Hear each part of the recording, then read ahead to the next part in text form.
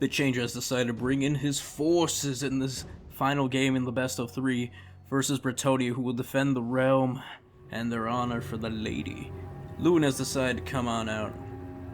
We have Navi and BloodPenguin coming here in this RTK final best of 3 here on Proving Ground. And I gotta admit, I'm not a fan of Navi's build at all. Oh, excuse me. Yeah, Navi's build seems very...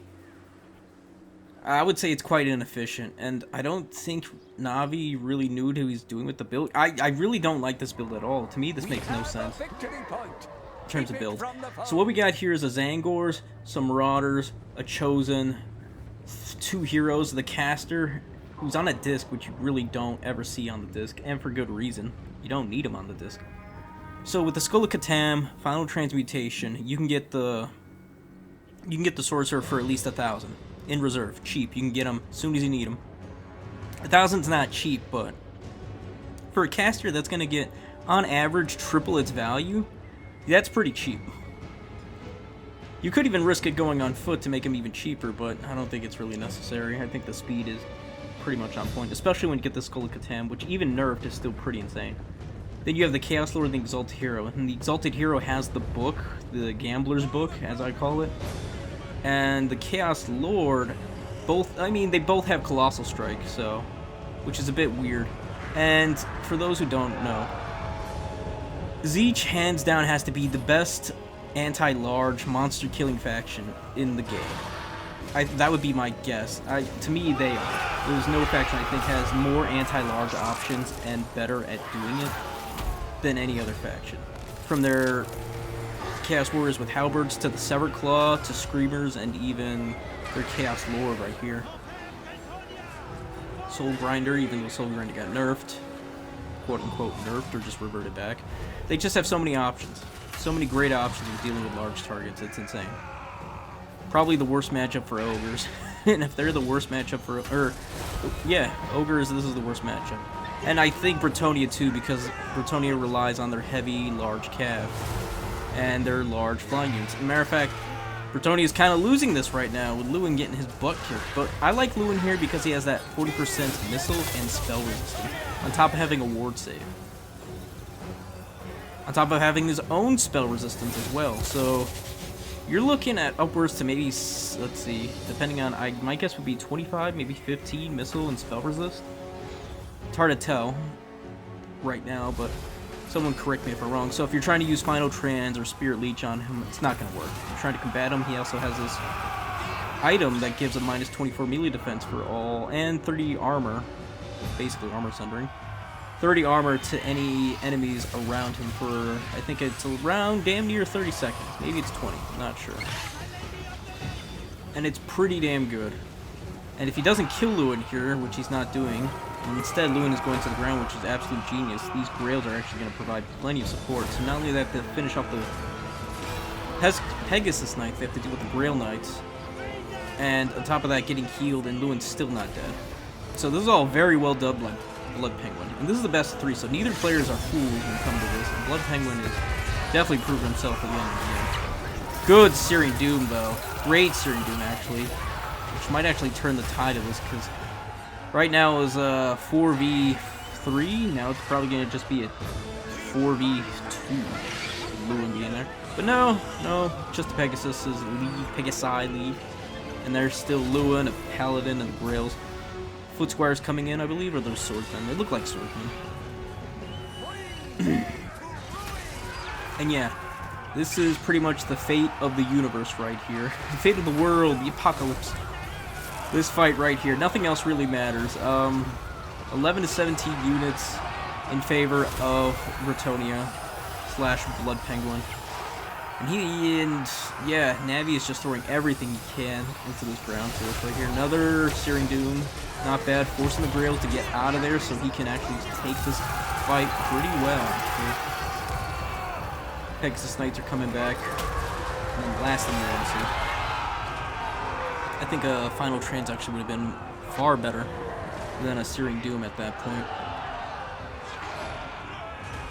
Lewin would then use his ability, hopefully, but that wouldn't save him, or save the rest of his units. Anyways, I would have probably used on the Paladin instead, just to get him out of there, because he's also a pain in the ass. And over here, you got Foot Squires fighting plenty of Marauders and backed up by Sour Guts. I like Sour Guts. See, here's the thing. This build from Navi tells me that he really didn't know what to do with Tzeentch into this matchup. Or maybe he's just not familiar enough with Tzeentch. I'm not sure. I'm not very familiar with Navi.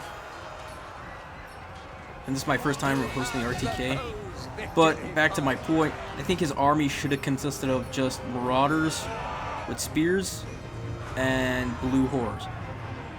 And you get 4 of each. You got at least 2,000 points from each, because each are 500. So 2,000 altogether, that's 8 units.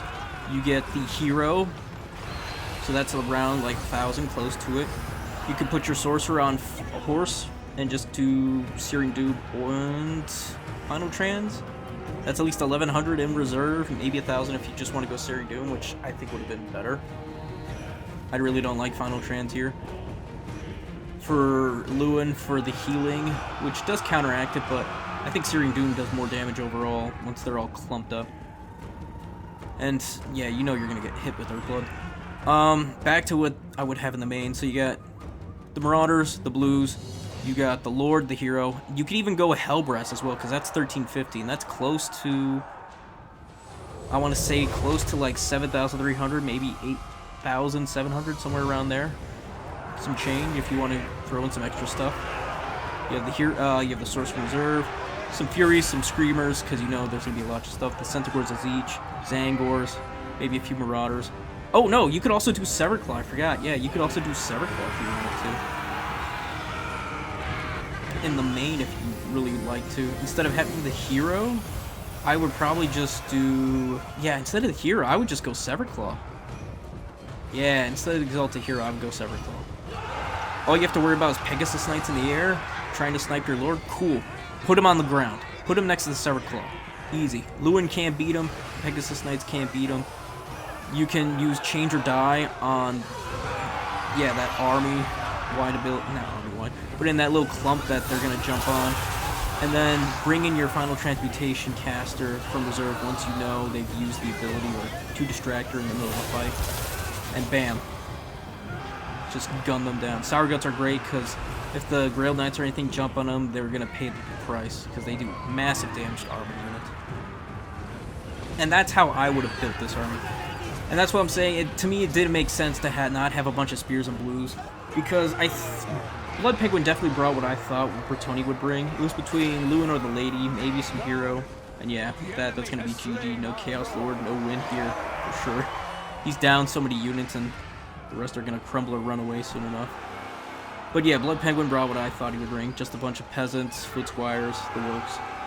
He didn't bring any Poe Hawks or Poe Flame Arrows, which I thought was a bit strange, which means the blues wouldn't be as effective. I mean, they're still pretty damn effective getting rid of peasants, but wouldn't be as useful. They're still pretty damn good, in my book. And that's pretty much all I would do. And instead of bringing the Metal Caster, I actually would have preferred a Fire Caster in this regard. But a Metal Caster isn't too bad either. Getting the extra from Metal Shifting and the Searing Doom spam with Plague of Rust instead of Final Trans would have helped out against those knights, those 70 to 100 armored knights. Dropping their armor down to, say, 30, maybe even 40. Would improve the blues by a lot, actually. And everything else. Hellbreast to take care of the foot squires or any other mobs or elite units on the ground. Or even if he brought the lady on foot. Because if he brought her on horse, she'd easily get sniped. Either by screamers, catching her, and the Chaos Lord would just annoy the shit out of her. And you could have paladins just protecting her. If you want to try to counter that, but that's also kind of expensive. But we'll see. But yeah. GG's to BloodPenguin, you played this pretty well. Navi, go back to the drawing board. I think you were playing very well in the last 2 games. You definitely played well in the game where I thought you would lose for sure, which was the Chaos Dwarves versus Empire. I thought you were done for sure, but no, you pulled it out your ass, and that was actually pretty nice. I think I would have actually crumbled under all that. You played that one very well. Dwarves versus Beastmen, I mean, you played as well as you could. You definitely don't play that matchup, obviously, too often. Beastmen are just, ooh, they're so good. Until the dwarves, it's not even fair. But this matchup should have been, this game should have been yours, hands down. But either way, both players did incredibly well. GG's. Great final game, I think. Just a few things to edit here or there, and I think you'd be fine. And there goes our champ, BloodPenguin. Well done, sir, well done. Oh, man. Yeah, that's what this game comes down to sometimes. Just, if you know the matchup, what army to build, and that will be the deciding factor here. That definitely was the case here. Alright, folks, I've spoken enough. I hope you guys enjoyed the video. If you did, please like, sub, follow me here on YouTube. We're on the road to 2,000. Come and join me on the stream by joining the Discord. Get announced when we host streams, whether they're for RTK tourneys or just my stream in general. Alright, folks, with all that said, I hope y'all have a good one. Peace, and goodbye for now.